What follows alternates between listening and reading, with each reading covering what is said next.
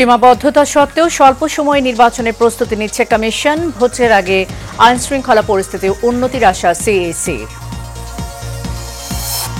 হানি ট্র্যাপারদের video করায় গাজীপুরে সাংবাদিক হত্যা জানাচ্ছে জিএমপি। অপরাধ স্বীকার করেছে আসামিরা, বলছে র্যাব। বিএনপির কাছে দেশের মানুষ ভালো পরিবর্তন প্রত্যাশা করে, মন্তব্য তারেক রহমানের। দলের ভেতরে আরও গণতন্ত্র চর্চার তাগিদ। এবং উজানের ঢল ও ভারী বৃষ্টিপাতে আবারও বিপদসীমার উপরে তিস্তার পানি, বন্যার শঙ্কায় উত্তরাঞ্চলের 5 জেলা।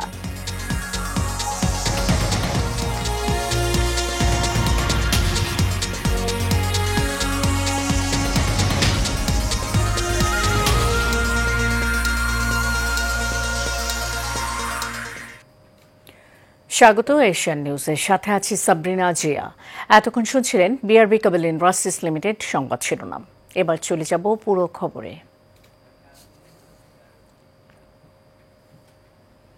নির্বাচন ঘনিয়ে আসার সাথে সাথে আইনশৃঙ্খলা পরিস্থিতির আরও উন্নতি হবে বলে মন্তব্য করেছেন প্রধান নির্বাচন কমিশনার এএমএম নাসির উদ্দিন। সকালে রংপুর বিভাগের নির্বাচনী কর্মকর্তাদের সাথে মতবিনিময় সভায় শেষে তিনি এই মন্তব্য করেন। তিনি আরও বলেন, ভোটে আইনশৃঙ্খলা পরিস্থিতির যে কোনো চ্যালেঞ্জ মোকাবেলায় নির্বাচন কমিশন প্রস্তুত আছে। সিইসি বলেন, বিগত সময়ে যারা নির্বাচন প্রক্রিয়ার সাথে জড়িত ছিল তাদের যথাসম্ভব বাদ দিয়ে নতুন লোক নির্বাচন প্রক্রিয়ায় যোগ করা হবে।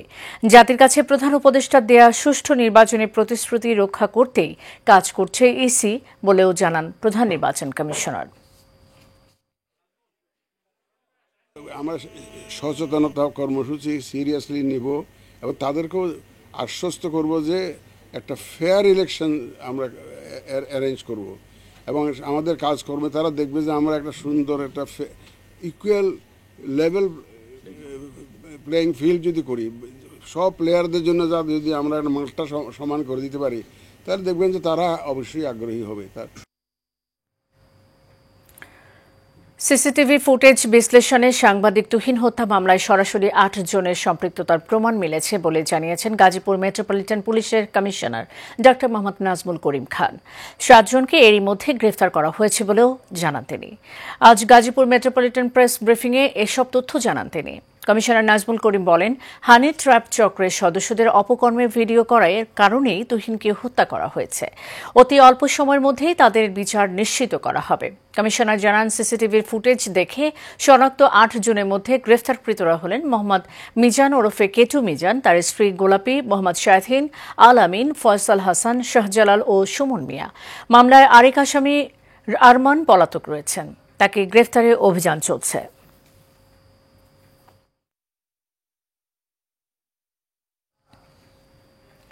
গাজীপুরের সাংবাদিক আসাদুজ্জামান তুহিনকে কুপিয়ে হত্যার ঘটনায় অন্যতম আসামি স্বাধীন জড়িত থাকার কথা স্বীকার করেছে বলে জানিয়েছে র্যাপিড অ্যাকশন ব্যাটালিয়ন র্যাব।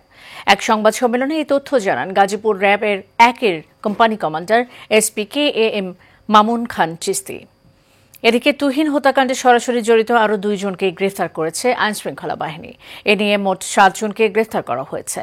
শুক্রবার দিবাগত রাতে মহানগরের বিভিন্ন এলাকায় অভিযান চালিয়ে তাদের গ্রেফতার করা হয়।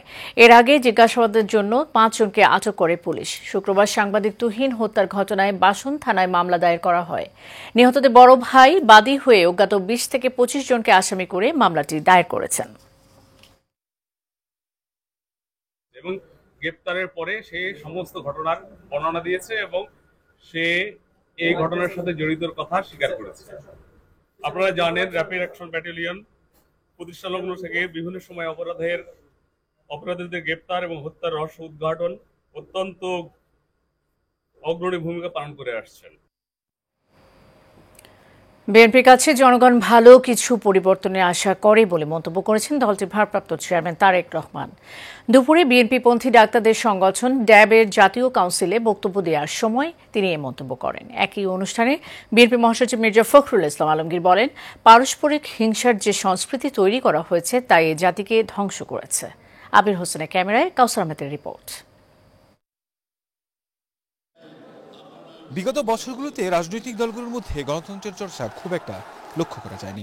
সেদিক থেকে দীর্ঘদিন ধরে গণতন্ত্রের জন্য লড়াই করে যাওয়া বিএনপির ভারপ্রাপ্ত চেয়ারম্যান তারেক রহমান বলেন, ধীরে ধীরে গণতন্ত্রের ভিত মজবুত করতে হবে। জানান, ড্যাবের এই নির্বাচন তারই প্রমাণ। বাংলাদেশ জাতীয়তাবাদী দল বিএনপির সবচাইতে বেশি সম্ভাবনা দেশ পরিচালনা করার একটি নির্বাচনের মাধ্যমে অবশ্যই।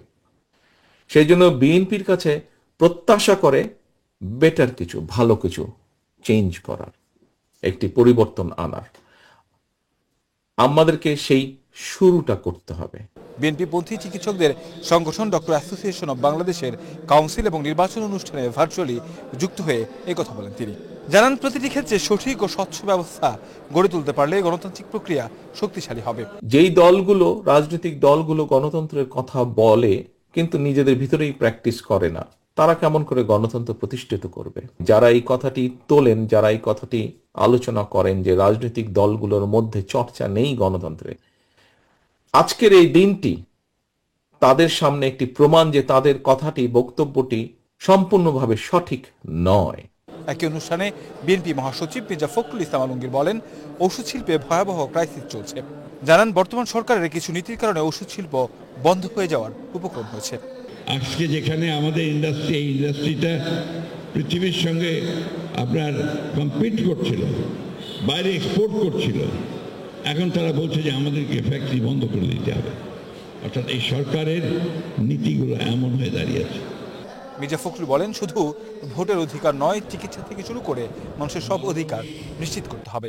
স্বাস্থ্য ব্যবস্থার কথা তিনি অত্যন্ত উল্লেখযোগ্য। কাউসার আহমেদ, এশিয়ান টেলিভিশন, ঢাকা। বাংলাদেশে আওয়ামী লীগ কোনো রাজনৈতিক দল ছিল না বলে মন্তব্য করেছেন বিএনপির স্থায়ী কমিটির সদস্য সালাউদ্দিন আহমেদ। রাজধানীর সিরডাপ মিলনায়তনে এক সংবাদ আলোচনা সভায় তিনি এই কথা বলেন। তিনি আরও বলেন, জাতীয় নিরাপত্তার জন্য সবচেয়ে বড় হুমকি বাংলাদেশ আওয়ামী লীগ। সোহাগ মিয়ার ক্যামেরায় ওয়ালিদ সিদ্দিকের রিপোর্ট। রাজধানীর সিরডাপ মিলনায়তনে বাংলাদেশ প্রেক্ষাপটে আদিবাসী, ক্ষুদ্র নৃগোষ্ঠী প্রসঙ্গ ও জাতীয় নিরাপত্তা ভাবনা শীর্ষক গোলটেবিল বৈঠক অনুষ্ঠিত হয়। বাংলাদেশের সংবিধানে, শান্তি চুক্তিতে, পার্বত্য চট্টগ্রাম জেলা পরিষদ আইনে, পার্বত্য চট্টগ্রাম আঞ্চলিক পরিষদ আইনে উপজাতি হিসেবে লিপিবদ্ধ আছে। বৈঠকে প্রধান অতিথির বক্তৃতায় বিএনপির স্থায়ী কমিটির সদস্য সালাউদ্দিন আহমেদ বলেন, পার্বত্য অঞ্চল ও মিয়ানমার নিয়ে কারো কারো কুপরিকল্পনা আছে, তাই স্বাধীনতা, সার্বভৌমত্ব নিয়ে সতর্ক থাকতে হবে। যে আমাদের হিল ট্রেডস নিয়ে একটি আন্তর্জাতিক পরিকল্পনা বিভিন্ন সময় থেকে চালু আছে এবং সেটা অনেক পুরনো। সেই বিষয়ে আমাদেরকে সজাগ থাকতে হবে। এই জন্য যে আমরা সবাই যদি অখণ্ড বাংলাদেশে বিশ্বাস করি, আমরা সবাই যদি একই সংবিধানে বিশ্বাস করি, আমরা যদি বাংলাদেশের স্বাধীনতা, সার্বভৌমত্ব এবং ভৌগোলিক অখণ্ডতাকে বজায় রাখতে চাই, তাহলে সবাইকে আমাদের বাংলাদেশের সিটিজেন হিসেবে সেই অধিকারের মধ্যে কনস্টিটিউশনালি ধারণ করতে হবে এবং সেই প্রচেষ্টা নিতে হবে। আওয়ামী লীগের গোড়া অন্য দেশে বলেও মন্তব্য করেন তিনি। সেই ফ্যাসিস্ট শক্তি বাংলাদেশের জন্য ন্যাশনাল সিকিউরিটি থ্রেট। তারা বাংলাদেশের কোনো রাজনৈতিক দল ছিল না, তারা বাংলাদেশে কোনোদিন বাংলাদেশিদের জন্য রাজনীতি করেনি। তাদের গোড়া আর এক জায়গায়, তারা মরিয়া প্রমাণ করিল তাহাদের গোড়া কোন জায়গায়। অনুষ্ঠানে বিভিন্ন রাজনৈতিক দলের নেতা, আন্তর্জাতিক সম্পর্ক ও নিরাপত্তা বিশ্লেষকরা উপস্থিত ছিলেন।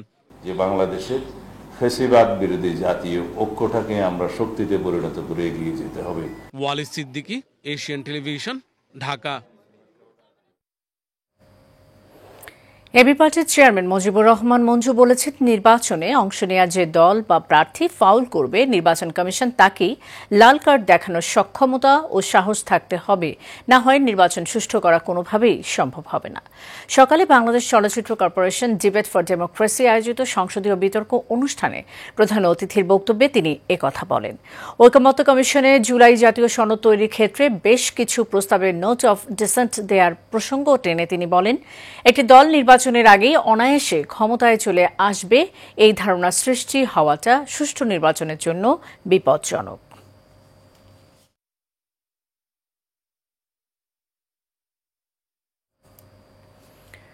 উজান থেকে নেমে আসা পাহাড়ি ঢল ও ভারী বৃষ্টিপাতের কারণে তিস্তা নদীর পানি ডালিয়া পয়েন্টে বিপদসীমার ওপর দিয়ে প্রবাহিত হচ্ছে। শুক্রবার রাতে এই পয়েন্টে পানির সমতল রেকর্ড করা হয়েছে 52.15 মিটার, যা বিপদসীমার ওপরে। বন্যা পূর্বাভাস ও সতর্কীকরণ কেন্দ্র জানায়, গতকাল সকাল 9টা থেকে রাত 9টা পর্যন্ত ডালিয়ায় পানি 29 সেন্টিমিটার বেড়েছে। তিস্তা অববাহিকায় আগামী 72 ঘন্টায় ভারী বৃষ্টিপাতের সম্ভাবনা রয়েছে। এর ফলে পানি বেড়ে নতুন করে বন্যা হতে পারে। বিশেষ করে লালমনিরহাট, নীলফামারী, রংপুর ও কুড়িগ্রাম জেলার তিস্তা নদী সংলগ্ন নিম্নাঞ্চলগুলোতে এই ঝুঁকি বেশি বলে জানিয়েছে বন্যা পূর্বাভাস ও সতর্কীকরণ কেন্দ্র।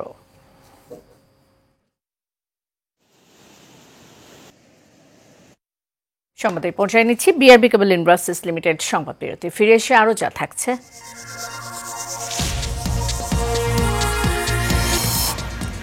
গাজা দখলের পরিকল্পনার পর ইসরায়েলে অস্ত্র রপ্তানি না করার সিদ্ধান্ত জার্মানির। কানাডা সহ বিশ্বজুড়ে নিন্দা।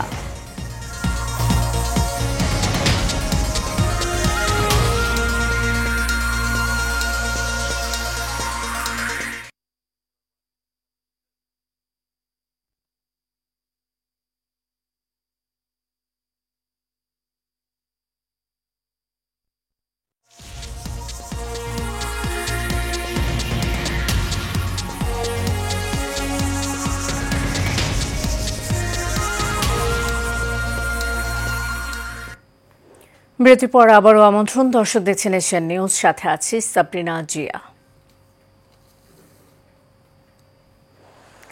রাজধানীর উত্তরা আবদুল্লাপুর আইজি হাসপাতালে খেয়াঘাট, নিরাশপাড়া এবং মুন্ডা ও 3টি খেয়াঘাট দিয়ে টঙ্গী থেকে উত্তরায় পারাপার হয় অসংখ্য মানুষ।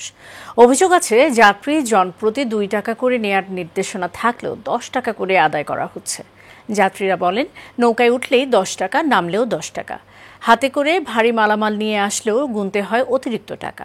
অতিরিক্ত টাকা না দিলে খারাপ আচরণ করে ইজারাদারের লোকজন। কিছুদিন আগে অতিরিক্ত টাকা নেয়ার কারণে আগের ইজারাদার টুটুল সরকারকে দিয়াবাড়ি আর্মি ক্যাম্প গ্রেফতার করেন। এরপরও বন্ধ হয়নি এই কার্যক্রম। এ বিষয়ে টঙ্গী নদীবন্দরের সহকারী কর্মকর্তা সুব্রত রায়ের কাছে জানতে চাইলে তিনি সংবাদকর্মীদের দেখেই অফিস থেকে দ্রুত চলে যান।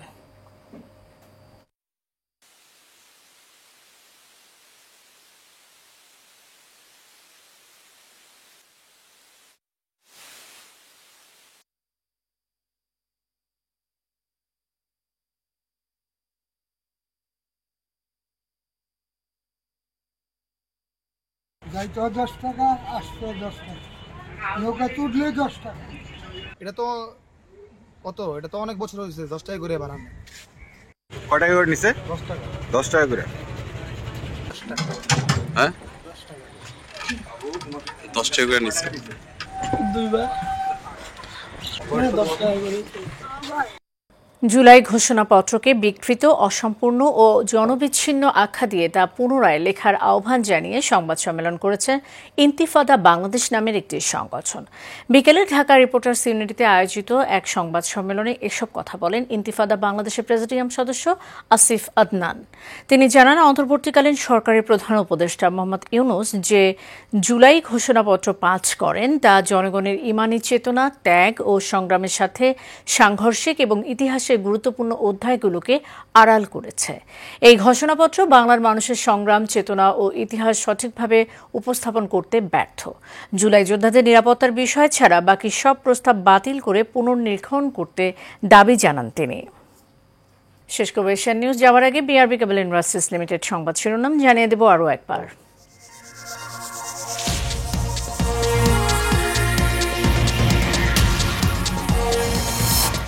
সীমাবদ্ধতা সত্ত্বেও স্বল্প সময় নির্বাচনের প্রস্তুতি নিচ্ছে কমিশন। ভোটের আগে আইন শৃঙ্খলা পরিস্থিতির উন্নতি আশা সিইসির। হানি ট্র্যাপারদের ভিডিও করায় গাজীপুরে সাংবাদিক হত্যা, জানাচ্ছে জিএমপি। অপরাধ স্বীকার করেছে আসামিরা, বলছে র্যাব। বিএনপির কাছে দেশের মানুষ ভালো পরিবর্তন প্রত্যাশা করে, মন্তব্য তারেক রহমানের। দলের ভেতরে আরও গণতন্ত্র চর্চার তাগিদ। এবং উজানের ঝড় ও ভারী বৃষ্টিপাতে আবারও বিপদসীমার ওপরে তিস্তার পানি, বন্যার শঙ্কায় উত্তরাঞ্চলের 5 জেলা।